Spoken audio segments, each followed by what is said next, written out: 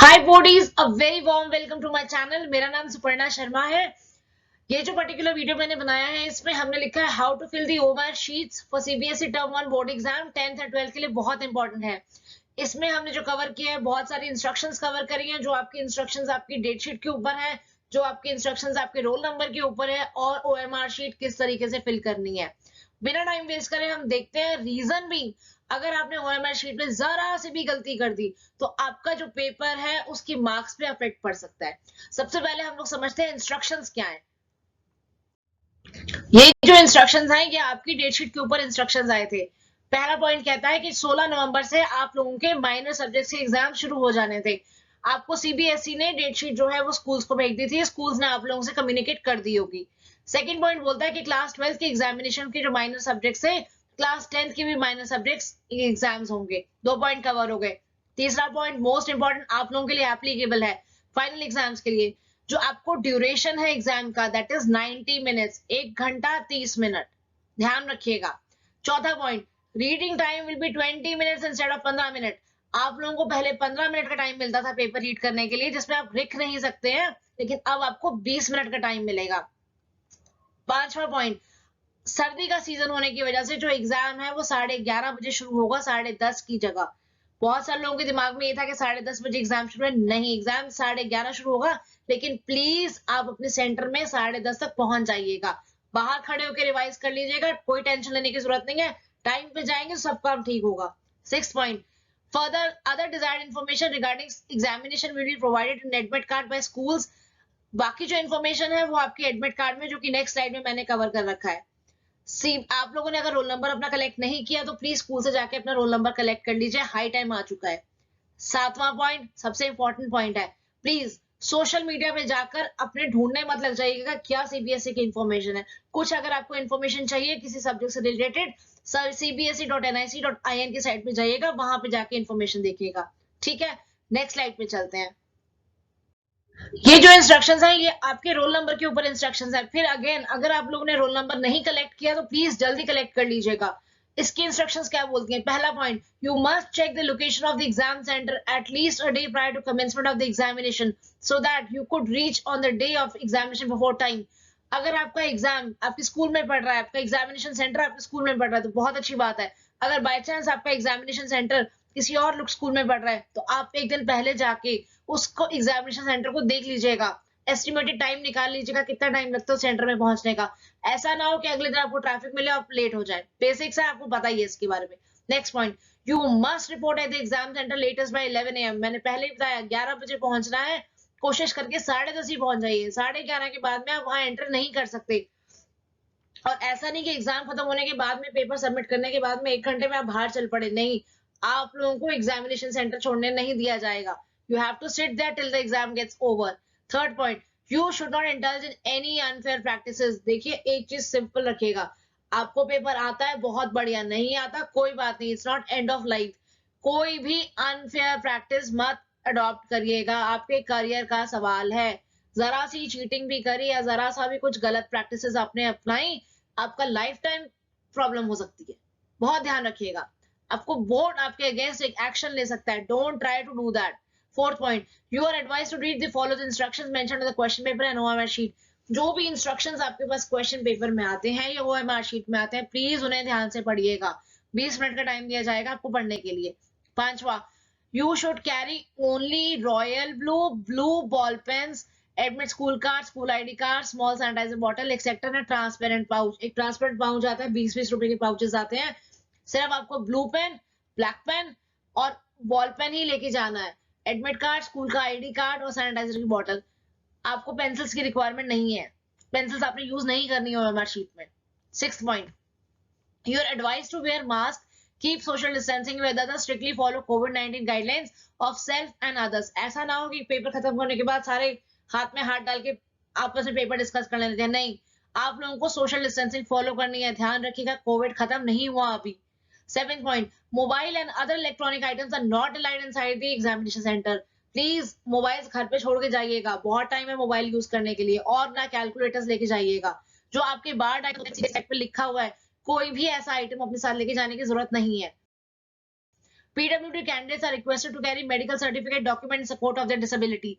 PWD candidates कौन से होते हैं? Persons with disability. उन्हें अपने medical documents, medical certificates लेके जाने हैं. As far as additional time is concerned, 20 minutes additional time is required on each one paper. Hence, for 90 minutes paper, 30 minute additional time will be allowed. उन लोगों को additional 30 minute का time दिया जाएगा. 9th point. Candidate will appear only in the subjects offered by them and submitted by the school in LOC. अगर आपने submit करा है Hindi, English, physics, chemistry, maths, तो इन्हीं में अप्लाई कर सकते हैं, इसी में एग्जाम में बैठ सकते हैं. ऐसा नहीं कि आप कॉमर्स के किसी एग्जाम में जाके बैठ जाए, नहीं. आप लोगों की डेट शीट में मेंशन होता है, डेट मेंशन होती है कौन सा एग्जाम किस दिन में, ध्यान रखिएगा. 10वां point. In case of any ambiguity found in question paper, the same will be addressed by CBSE as per its policy available on board's website. कभी कभी क्या होता है, CBSE का कोई क्वेश्चन हो सकता है गलत आ जाए, CBSE उसे रिव्यू करता है, आप लोगों को टेंशन लेने की जरूरत नहीं है. 11th point. You must get acquainted yourself with OMR and how to respond to the OMR sheet.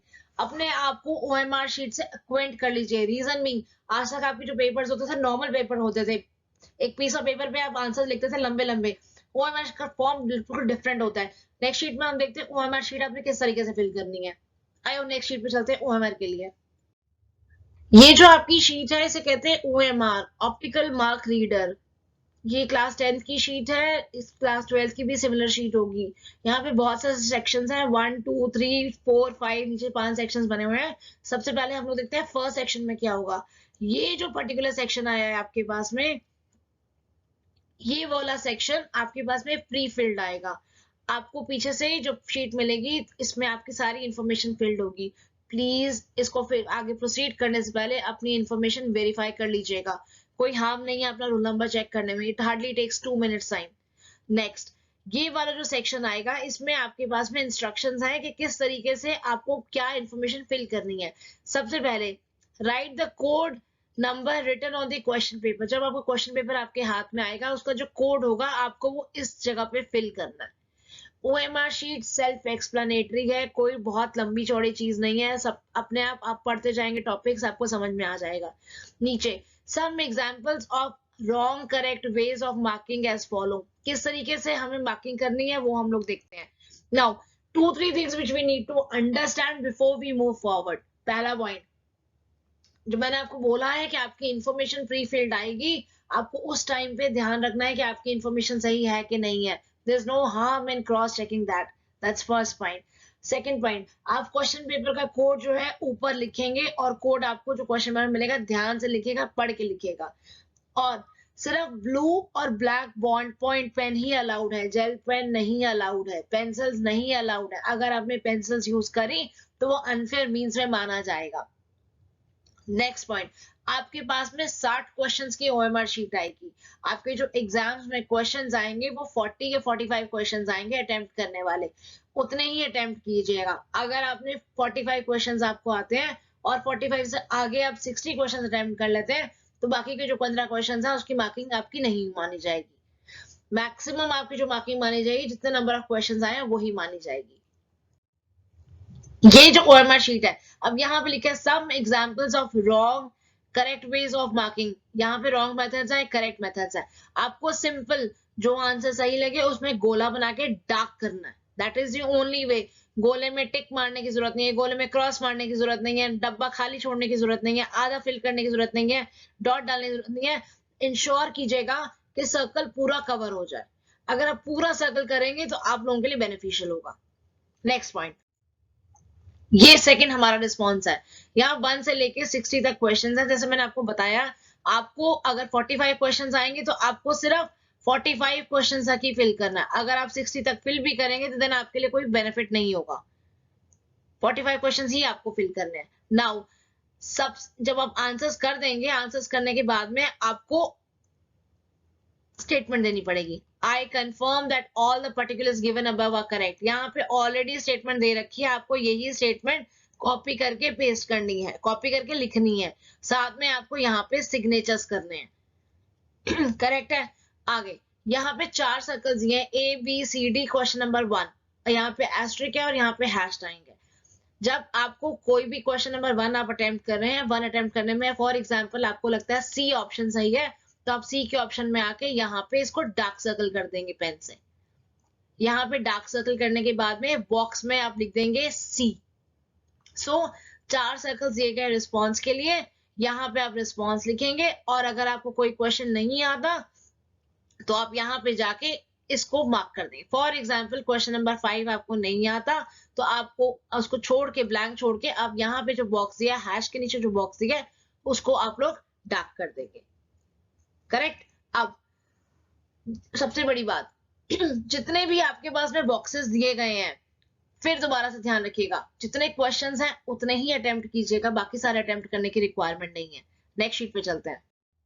ये जो इंस्ट्रक्शंस है ये भी आपके सर्कुलर, सीबीएसई का जो सर्कुलर आया है उसी में इंस्ट्रक्शंस है। अगर आप बोलेंगे तो मैं आपको ये इंस्ट्रक्शंस फॉरवर्ड भी कर सकती हूँ, ये सर्कुलर फॉरवर्ड भी कर सकती हूँ ना। जो हमने पहले डिस्कस किया, इसमें for giving a response 4 circles ABCD are given in front of each question.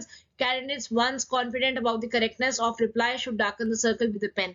जब आप 100% श्योर हो जाएं कि ये आंसर है तभी आप इसको सर्कल को डार्कल करिएगा, बिकॉज आप पेंसिल्स यूज नहीं कर रहे। एक बार आपने पेन से सर्कल डार्क कर दिया तो फिर आपको आंसर चेंज करने में मुश्किल पड़ सकती है, लेकिन इसका भी सोल्यूशन है। After 4 circles are over, a box is given in the same row, candidate has to write the correct option in box A, B, C and D। अगर आपने आंसर फिल कर दिया, आपको लगा कि C सही आंसर है, B सही आंसर है, आपने B करके यहाँ पे आप B लिख देंगे। बाय चांस आपको लगा कि आपने एक बार इसको डाकन कर दिया, डाकन करने के बाद में आपने रियलाइज किया कि बी सही आंसर नहीं है, आंसर तो इसका सी होना चाहिए था, तो आप क्या करेंगे, आप यहाँ पे आके सी लिख देंगे। देखिए, जब आपका एग्जाम चल रहा होगा आप पे बहुत प्रेशर होता है, आपको क्वेश्चन पेपर पढ़ना होता है, समझना होता है और OMR शीट फिल करनी होती है। बेस्ट तरीका है, अगर आपको आंसर कोई कंफर्म्ड है तो आप जाके उसको अटेम्प्ट कर लीजिए, एंड के लिए मत छोड़िएगा, साथ साथ अटेम्प्ट करते जाइएगा। नेक्स्ट पॉइंट पे चलते हैं। After the box again a circle is given ahead wherein the question number is also written in the circle. This circle should be darkened by the candidate if they have not attempted this question. अब ये कह रहा है after the box again a circle is given ahead of a box. यहाँ पे जो circle दिया हुआ है ये वाला सर्कल, अगर आप क्वेश्चन अटेम्प्ट नहीं करें तो आपको इसको मार्क करना होगा। 6 point, candidate are advised that first of all they should mark the responses by darkening the circle. अगर पूरे सेटिस्फाइड हैं तभी अपना रिस्पॉन्स आप इस वाले सर्कल में फिल करिएगा। पहले आप डार्कन करिएगा, डार्कन करने के बाद अगर आप श्योर हैं तभी आप इसे फिल करिएगा, क्योंकि ये जो आपका रिस्पॉन्स है ये आपका सुपरसीड कर जाएगा इसके रिस्पॉन्स से। अगर यहाँ पे आपने फॉर एग्जाम्पल बी, ए को हाईलाइट कर दिया और आपको लगता है बी आंसर सही है तो आप यहाँ पे बी फिल करेंगे। I hope I am making this point very clear. Next point, even if a candidate is satisfied with darkening of the circle, this response has to be written in the box. Candidate has to reply both in the circle and in the box. अगर आपने answer आपने लिखा B और you are satisfied कि B सही है तो आप यहाँ पे फिर B लिख देंगे। Means in both the cases, whether you are satisfied, whether you are not satisfied, you have to fill this asterisk thing. Next point, reply written in the box will be treated as final. जो आपका box होगा, मैंने कहा supersede करेगा, जो box है वो final माना जाएगा आपका रिवर्स। ध्यान से भरिएगा। Next, if the box is empty the response is in the circle it will be considered the question has not been attempted by the candidate. अगर आपने इसको आपने हाईलाइट कर दिया, बॉक्स खाली रखा, तो वो क्वेश्चन आपका अनअटेम्प्टेड माना जाएगा। ध्यान से करिएगा, स्कूल में पूछ लीजिएगा, कोई डाउट हो, आपके इन्विजिलेटर्स होते हैं, पता कर लीजिएगा उनसे। Now, if the response is given in a box and the circle is left blank, it will be considered the question has been attempted by the candidate. अगर आपने बॉक्स भर दिया, सर्कल ब्लैंक है, तो वो आपका अटेम्प्टेड माना जाएगा। Point number 9, if all the 4 circles, box, last circles are left blank, it will be considered that the question has not been attempted. अगर आपने अपना कोले खाली छोड़ दिए, हैशटैग के नीचे पोर्शन खाली छोड़ दिया और हैशटैग खाली छोड़ दिया, दैट मींस आपने क्वेश्चन अटेम्प्ट नहीं किया। नेक्स्ट पॉइंट आता है 8th वाला, schools will download the OMR sheet in advance as per the schedule given in the guidelines to be provided CBSE shortly. ये स्कूल का काम है, आपके लिए कोई रिलेशन नहीं है, स्कूल को OMR sheet डाउनलोड करनी है। Center superintendent will keep the OMR sheet safely in a lock and after downloading it will be used on the day of examination after affixing facsimile stamp of the center. आपका कोई role नहीं है इसमें। Now आपको फिर कह रही हूँ, कोई भी आपको अगर इन्फॉर्मेशन चाहिए तो प्लीज CBSE की साइट पे जाइए, CBSE की साइट पे जाके इन्फॉर्मेशन गेन कर लीजिए। I hope I am able to give the clarity to all of you. कैसे आपने OMR शीट फिल करनी है, क्या इंस्ट्रक्शंस आपने फॉलो करनी है। कोई आपको अगर रिक्वायरमेंट हो प्लीज मुझे पिंग करके पूछ लीजिएगा। देखिए, मैं आपको एक चीज बहुत क्लियरली बताना चाहती हूँ। एक डायलॉग था चक दे इंडिया पिक्चर में, 70 मिनट है तुम्हारे पास, सो हियर आपके पास 90 मिनट है। Do your best in your 90 minutes. Now, don't take too much pressure. Calmly paper handle करिएगा, सब याद आएगा। कभी कभी ऐसा होता है पेपर देख के हम लोग ब्लैंक हो जाते हैं, कुछ समझ नहीं आ रहा होता। This is not end of the world as I said, but having said that, marks are also very important. अगर आप अच्छा करोगे, आपके लिए मोटिवेशन है, आपके करियर के लिए बहुत बेनिफिशियल रहेगा। So all the best, stay tune for the more videos. Thank you so much.